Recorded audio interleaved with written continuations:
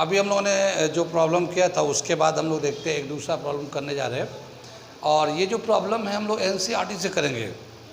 NCERT में दे रखा है, सॉल्व्ड एग्जाम्पल है और उसमें कंसंट्रेशन का वेरिएशन है और उस कंसंट्रेशन का डिफरेंस होने की वजह से कैसे करेंगे हम लोग वो हम बताना चाहते हैं। और उसमें कैसे लॉग का इस्तेमाल होगा, लॉग कैसे देखेंगे, वो सारी बातें उसमें बताएंगे। एनसीईआरटी में बहुत शॉर्ट में लिखा हुआ है। तो पहले मैं क्वेश्चन लिखने जा रहा हूँ और एग्जाम्पल नंबर 3.1 है और वो मैं बताने जा रहा हूँ। लिख रहा हूँ पहले, फिर लिख के बताता हूँ।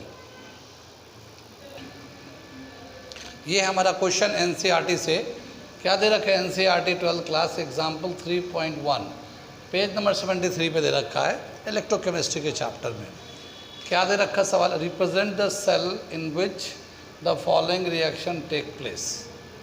ठीक है ना, बंद करना। क्या दे रखा हमारा सेल रिएक्शन, मैग्नीशियम सॉलिड, ये सिल्वर आयन, इसका कंसंट्रेशन दे रखा 0.001 m molarity, gives magnesium positive ions दे रखा है, कंसंट्रेशन 0.130 मोलारिटी है, प्लस सिल्वर सॉलिड हो जाता है।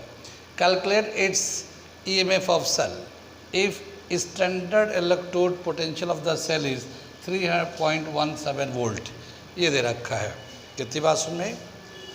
अब क्या बताया कि इसमें जो है अगर हम लोग इस रिएक्शन को देखते हैं, इस रिएक्शन को अगर देखते हैं तो क्या समझ में आता है कि इधर जो है मैग्नीशियम जो था राइट में आके ये आइंस बन गया, तो ये ऑक्सीडाइज्ड हो गया, मैग्नीशियम ऑक्सीडाइज्ड हो रहा है। और यह सिल्वर जो था ये आइंस था लेफ्ट में, राइट में जाके मेटल्स बन गया, यानी ये रिड्यूस्ड हो रहा है। क्या मतलब समझ में आया कि यहाँ पे मैग्नीशियम ऑक्सीडाइज्ड होगा और सिल्वर रिड्यूस्ड हो रहा है। जो ऑक्सीडाइज्ड हो रहा होगा वो लेफ्ट में आएगा, यानी मैग्नीशियम लेफ्ट में आएगा, और जो रिड्यूस होगा यानी सिल्वर रिड्यूस हो रहा वो राइट में आएगा। कितनी बात सुनिए।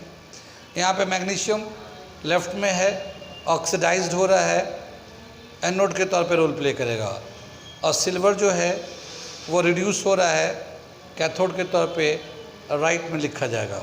ठीक है ना, कैथोड के तौर पे यूज़ होगा। अगर हम लोग उसका सेल का सेल रिप्रेजेंटेशन दे, यानी सेल का इक्वेशन लिखें, कंप्लीट इक्वेशन सेल का लिखें, तो कैसे लिखेंगे हम लोग सेल का सेल इक्वेशन, वो मैं लिखने जा रहा हूँ सोल्यूशन में। ठीक है, गेट बंद कर दो, गेट बंद कर दो। ठीक है, तो क्या लिखेंगे, जो ऑक्सीडाइज्ड होता है हम लोग वो लेफ्ट में लिखते हैं। तो क्या हुआ, मैग्नीशियम जो था ये मैग्नीशियम आइंस में चेंज हो गया ये, और इसका कंसंट्रेशन दे रखा है 0.130 मोलारिटी। ये तो मैग्नीशियम का ऑक्सीडाइज्ड हो गया, तो हमने लेफ्ट में लिख दिया, ये सॉल्ट ब्रिज लगा दिया। ठीक है, सॉल्ट ब्रिज लगा दिया इसका। अब रिड्यूस वाला लिखते हैं, तो यहाँ पे जो सिल्वर है, सिल्वर आइंस है, ये इसका जो कंसंट्रेशन है ये 2 ले लिया हम लोगों ने, इसका 0.0001 मोलारिटी है, और ये जो है फिर ये मेटल में चेंज हो गया, सिल्वर सॉलिड के तौर पे चेंज हो गया ये मेटल में। तो ये ऑक्सीडाइज्ड हुआ, लेफ्ट में लिख दिया, ये रिड्यूस्ड हुआ, इसको राइट में लिख दिया। ठीक है, ये तो एनोड के तौर पे, ये कैथोड के तौर पे, ये ऑक्सीडेटिव हाफ सेल है, ये रिडक्टिव हाफ सेल है। ये हम लोगों ने बना दिया, सेल को लिखा। अब अगर हम लोग नस्ट इक्वेशन यूज़ करके ईएमएफ ऑफ सेल निकालना चाहते हैं, तो according to Nernst equation EMF of cell कैसे निकालते हैं, according to Nernst equation, Nernst equation EMF of cell is equal to EMF of cell is equal to क्या लिखेंगे, EMF of cell, EMF standard electrode potential of cell minus 2.303 RT NF। ठीक है ना, और log concentration of oxidative half cell, तो जो oxidise हुआ था ये हमारा ये लिख देंगे, ये मैग्नीशियम का हम लोग मैग्नीशियम का कंसंट्रेशन लिखेंगे अपॉन सिल्वर का कंसंट्रेशन लिखेंगे। लेकिन यहाँ पे सिल्वर में जो बैलेंस किया गया ये 2 कोफिशिएंट है, तो ये पावर में चला जाएगा, हमने बताया था ना, जो कोफिशिएंट होता है लॉग में वो पावर में चला जाता है, या पावर में जो होता है लॉग लेते हैं तो कोफिशिएंट में आ जाता है। तो ये एक लिखने का तरीका पीछे हम लोगों ने डिस्कस किया था, बताया भी था, बैलेंस करने के लिए। क्योंकि मैग्नीशियम 2 इलेक्ट्रॉन देगा तो सिल्वर 1 इलेक्ट्रॉन लेगा, तो उसको 2 इलेक्ट्रॉन लेकर 2 सिल्वर के एटम की ज़रूरत पड़ेगी। तो इस तरह से हमारा ये बैलेंस किया। समझ में बात आ रही है? आगे चले हम लोग। ये अगर स्टैंडर्ड टेम्परेचर पे लेते हैं 25 डिग्री सेल्सियस पे अगर लेते हैं हम लोग, तो RTF का वैल्यू डाल देंगे और इसको सिंप्लीफाई करेंगे तो ये EMF ऑफ सेल जो है हमारा, EMF ऑफ सेल जो आएगा, standard electrode potential of cell minus 0.059/2 log concentration of magnesium कितना 0.130, ये इसका दे रखा है, और इसका जो कंसंट्रेशन है सिल्वर का 0.0001, और इसका ये स्क्वायर है, ठीक है ना, इसका ये स्क्वायर है। इसका जो हम लोग EMF ऑफ सेल लिखते हैं, हम लोग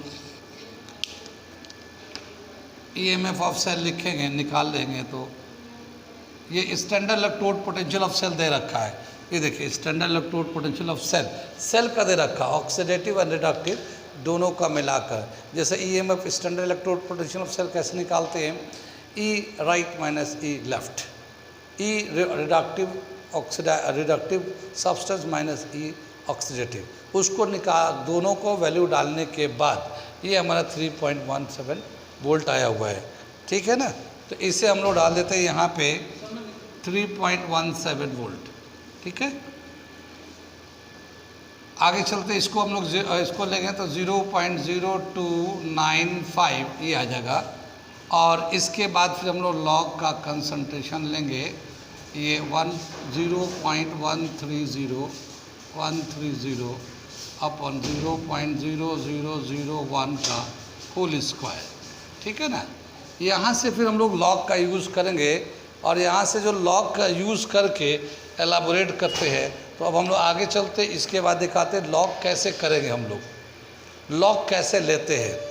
वैसे तो यहाँ पे NCERT में पूरा इसका जो वैल्यू है वो 0.21 वोल्ट ले लिया, 0.21 ले लिया गया वैल्यू, बिल्कुल एग्जैक्ट वैल्यू निकाल लिया गया। लेकिन ये कैसे निकलेगा, मान लो आपको पता नहीं या आप जानते नहीं हो तो कैसे निकलेगा।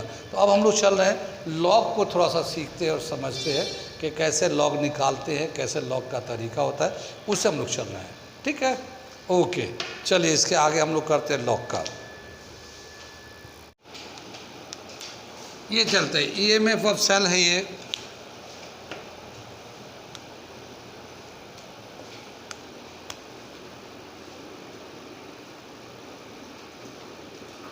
.17 0.0295 लॉग, ऊपर का कंसंट्रेशन 0.130 अपन 0.0001, और इसके ऊपर स्क्वायर है, ये इसके ऊपर स्क्वायर है, ठीक है ना। इसे बंद करो जैसा, ठीक है। तो इसे अब हम लोग लॉग लेना है। कैसे लॉग लेंगे, अभी बहुत सारी बातें मैं लॉग के बताए हैं, मैं इसको लॉग लेके दिखा रहा हूँ। NCERT के बुक में डायरेक्ट आंसर लिखा हुआ है, लेकिन मैं इसे लेके पूरे स्टेप्स को बता रहा हूँ कि कैसे वहाँ तक लाया गया है, ठीक है। तो अब हम लोग इसको नोट करने जा रहे हैं, ठीक है। यहाँ से EMF of cell is equal to 3.17 minus 0.0295, ये तो हमारा था ही था। अब देखिए यहाँ से ये लॉग लगा हुआ है, इस पर ये टर्म ऊपर है, ये टर्म नीचे है, डिवाइड कर रहा है। तो डिवाइड का रूल में क्या बताया था हम लोग, वो माइनस हो जाता है। तो मैं इसे थोड़ा सा रेड पेन से लिखता हूँ यहाँ पे, ये ले लिया हम लोगों ने अलग से, लॉग 1 क्या है 0.130, ठीक है ना। ये इसका आ जाएगा हमारा, फिर ये माइनस, ये डिवाइड कराइए तो डिवाइड होता है तो माइनस हो जाता है, और ये जो पावर है ये 2, ये 2 यहाँ पहले आ गया, ये लॉग 0.0001, ये हमारा वैल्यू आ गया इस तरह से। मैंने रेट से इसलिए लिखा थोड़ा डिफ्रेंशिएट करने के लिए। तो ये ऊपर हो गया और ये नीचे हो गया, ठीक है। ये आ गया समझ में। ये हम लोगों ने लॉग को जरा सा ये डिवाइड कर रहा था, तो हम लोग लॉग के रूल के हिसाब से जब डिवाइड कर रहा होता है तो माइनस में कर देते हैं। तो ये लॉग 0.13 ये ऊपर का था, ये माइनस में था, माइनस कर लिया। पावर था 2 का, तो 2 पहले निकाल लिया। अब ये भी हमने बताया कि स्टैंडर्ड फॉर्म में करना होगा। तो ये जो चीज़ है ये तो हमारा एज इट इज़ चलता रहेगा। मैं इसको अलग से सिर्फ ये वाला सेक्शन कर रहा हूँ आपका, ठीक है ना, सिर्फ ये वाला सेक्शन करके दिखा रहा हूँ मैं। ये तो हमारा एज इट इज़ ऐसे चलता रहेगा। तो ये हमारा ब्रैकेट ले लिया, ये इसको स्टैंडर्ड फॉर्म में कन्वर्ट कर दे रहा हूँ। तो क्या हो जाएगा, ये log 1.30, ये हमने डेसिमल को यहाँ शिफ्ट किया ऐसे। तो ये उसको बैलेंस करने के लिए 10⁻⁻1 से मल्टीप्लाई कर दिया, ठीक है। ये इसको स्टैंडर्ड फॉर्म में करने के लिए मैंने बताया था, लेफ्ट टू राइट आता है, माइनस में पावर आता है। तो ये स्टैंडर्ड फॉर्म में किया, ये पावर ले लिया। फिर ये माइनस ये 2 है, और इसको भी देखते हैं log, इसको स्टैंडर्ड फॉर्म में लेते हैं। तो क्या हो जाएगा, ये डेसिमल यहाँ से चल के यहाँ जाएगा। तो क्या हो जाएगा 1.0 इंटू 10⁻⁻4, ये करली ब्रैकेट में ले लिया और ये हमने यहाँ से क्लोज कर दिया, ठीक है। ये हमारा चलता रहेगा, इधर साइड से वैल्यू चल रहा है। ये इसको जब लेंगे लॉग लगाएंगे तो ये मल्टीप्लाई में है। तो log 1.30 प्लस लॉग, ये जो माइनस का पावर है ये तो -1 बाहर आ जाएगा और ये log 10 आ जाएगा, ये ठीक है ना, log 10 आ गया। ये हमारा इधर का वैल्यू हो गया, ठीक। अब ये -2 है और इसको कर्ली ब्रैकेट में ये log ये है 10, ये प्लस का साइन आ जाएगा, मल्टीप्लाई में तो प्लस का साइन आ जाएगा। ये -4 है ये, और log 10 आ जाएगा ये, ठीक है ना। ये कर्ली ब्रैकेट में हमने क्लोज कर दिया ये, ठीक। यहाँ समझ में बात आ रही है ये सब। आगे चलते हम लोग, इधर का लेफ़्ट का तो वैल्यू ऐसे ही चलता रहेगा हमारा, ठीक है। लेफ़्ट का वैल्यू ऐसे ही चल रहा है। ये log 1.30 यानी लाइन नंबर 13 कॉलम नंबर 0 में देखेंगे तो कितना वैल्यू आएगा, आप लोग जाके चेक करके देख सकते हैं। इसका वैल्यू दे रखा है 0.1139, ये वैल्यू है हमारा। लॉग टेबल में 13 लाइन नंबर 13 कॉलम नंबर 0 में देखेंगे तो 1139 है, लेकिन लॉग से जब हम लोग वैल्यू निकालते हैं तो डेसिमल से शुरू करते हैं, तो हमने डेसिमल से शुरू कर दिया ये। फिर ये प्लस माइनस माइनस ये 1 आ जाएगा, और log 10 का वैल्यू 1 होता है, ये 1 लिख दिया इसका, ठीक। यहाँ -2 है, और -2 है, ये 2 ले लिया हम लोगों ने, कर्ली ब्रैकेट लिख दिया। log 1 का वैल्यू लिखेंगे तो ये 0 आता है ये, ठीक। और ये 4 तो भाई log 10 का वैल्यू 1 होगा, तो -4 इंटू 1, ये हमारा वैल्यू इधर आ जाएगा ये, ठीक है। आगे चले हम लोग, ये लेफ़्ट का टर्म चल रहा है हमारा, इसको देखिए यहाँ पे 0.1139 -1 है, और ये 4 1 4 माइनस में था, इससे 2 से मल्टीप्लाई के ब्रैकेट खोल रहे हैं तो ये तो 0 हो जाएगा, मगर ये होगा +8, ठीक है। ये +8 आ गया, ये -1 +8 +7 आ जाएगा ये, और इसको इसमें ये भी वैल्यू प्लस में आता है लॉग का, तो ये जो वैल्यू आएगा 7.1139 आ जाएगा। ये फाइनल वैल्यू इसका जो पूरा सिंप्लीफाई किया गया है लॉग लगा के ये किया गया, उसके बाद लॉग के जो रूल्स हैं, तरीके हैं, उसके हिसाब से हम लोग यहाँ तक पहुँच गए। तो ये हमारा वैल्यू आ जाता है 7.1139। बाकी ये लेफ़्ट का वैल्यू हमारा चल रहा है, ठीक है। यहाँ तक समझ में आ गया, इसे नोट कर लेते हैं। नोट करने के बाद मैं इसे मिटाता हूँ, जिसको कुछ समझ में नहीं आया पूछ सकते हैं, ठीक है। आगे बढ़े हम लोग, आगे बताया क्या, अब मैं यहाँ से मिटा रहा हूँ, ये इसके पूरे लॉग का जो वैल्यू था फाइनली हमें आया 7.1139। इसे मैं इसे मिटा के और इसको फिर से दोबारा से यहाँ से यूज़ कर दे रहा हूँ मैं, ठीक है। ये हमारा आ गया है, ये EMF of cell is equal to EMF of cell is equal to 3.17 minus 0.0295 into 7.1139 ये दे रखा है। अब इसको जब मल्टीप्लाई करेंगे इन दोनों को तो ये 0.21 के आसपास वैल्यू आता है इसका। मल्टीप्लाई करेंगे इसको पूरे को तो इतने के आसपास वैल्यू आएगा 0.21। अब इसको इसमें से माइनस कर देते हैं तो कितना बचेगा 6 और 2.69 वोल्ट। तो ये हमारा आंसर हो जाता, फाइनल आंसर।